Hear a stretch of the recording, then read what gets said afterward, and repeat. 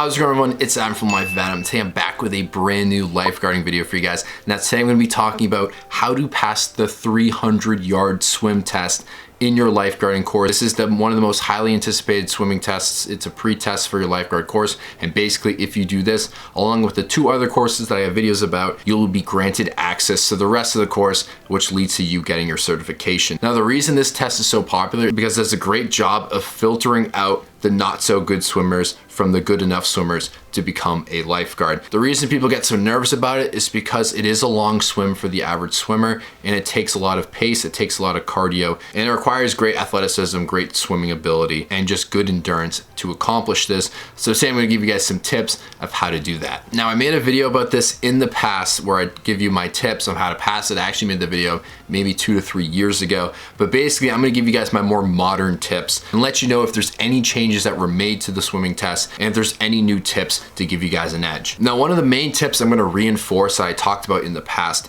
is the importance of what strokes you do during the 300-yard swim. The 2 strokes that you're expected to do are front crawl and breaststroke. Now, you can go back and forth. You can do half of it front crawl, half of it breaststroke. So the rule is 2 of the 12 laps have to be the other stroke. So you can do mainly all front crawl and just 2 laps breaststroke, or you can do mainly all breaststroke and 2 laps front crawl. Now that is the name of the game. This is so important. So let's say you don't do swim team, or you aren't super like into cardio and fitness, and you're kind of concerned, you're a good swimmer, but you're kind of concerned if you'll have enough energy to swim all the way without touching the sides for 12 laps. What I highly recommend you do, which I talked about in my past videos, is doing mainly breaststroke. Breaststroke is the easier stroke. It requires less energy.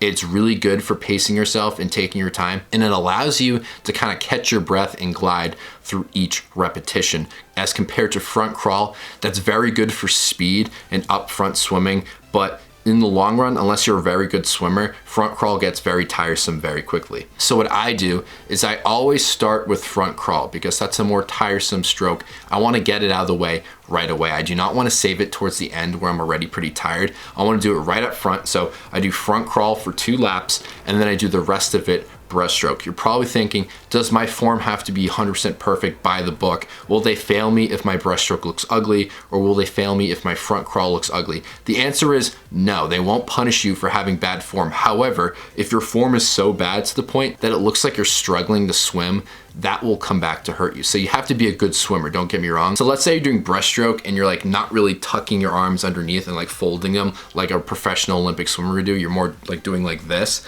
That's fine. They're not gonna punish you for that. But if you're like struggling in front crawl where it's like a kind of like a doggy paddle and you can't put your face in water, you're absolutely done. So form is important, but if it's not the prettiest, it doesn't matter.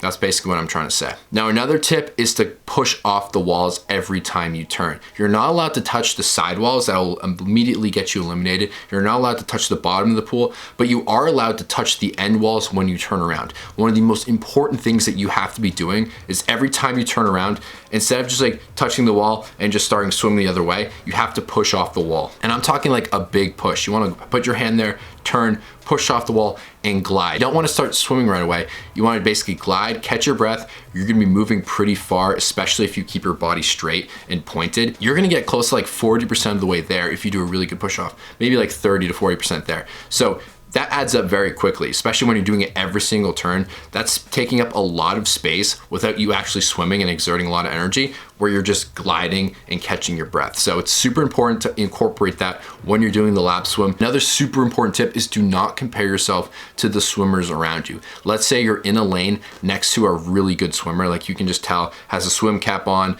does swim team, knows all the strokes, butterfly. It looks like absolutely mint. This person's a great swimmer. If he's next to you, he or she's next to you and just flies through this, don't feel intimidated to the point where, oh, you have to try and keep up with that person. Because if you try to keep up with that person, you are gonna lose all of your energy and you're probably gonna fail the exam. What you wanna do is focus on yourself, get a good rhythm going, get a medium pace. Don't go super slow where like you're barely moving. Just go at a medium speed, a speed that you feel comfortable, and do it at your own pace. Once you do it, you don't have to do it ever again in this type of environment, because every time you get recertified down the line, it's a lot more relaxed because they know you've done it before. So it's not really strict, like they're watching you super closely. When you're doing the lifeguarding course for the first time, all the instructors are looking at you through the lens that you're a candidate to become a lifeguard, versus when you're getting recertified and you were a lifeguard before, they look at you as, okay, a lifeguard and just refreshing their skills. So I hope you guys enjoyed these tips and found them helpful. Definitely like and subscribe if you're new to the channel and you want some more lifeguarding tips for the upcoming summer to get a job, be super successful, and just make the most of your time and have a really fun experience. So I hope you guys enjoy. I'll see you guys in the next upload. Thanks so much for watching. Peace out.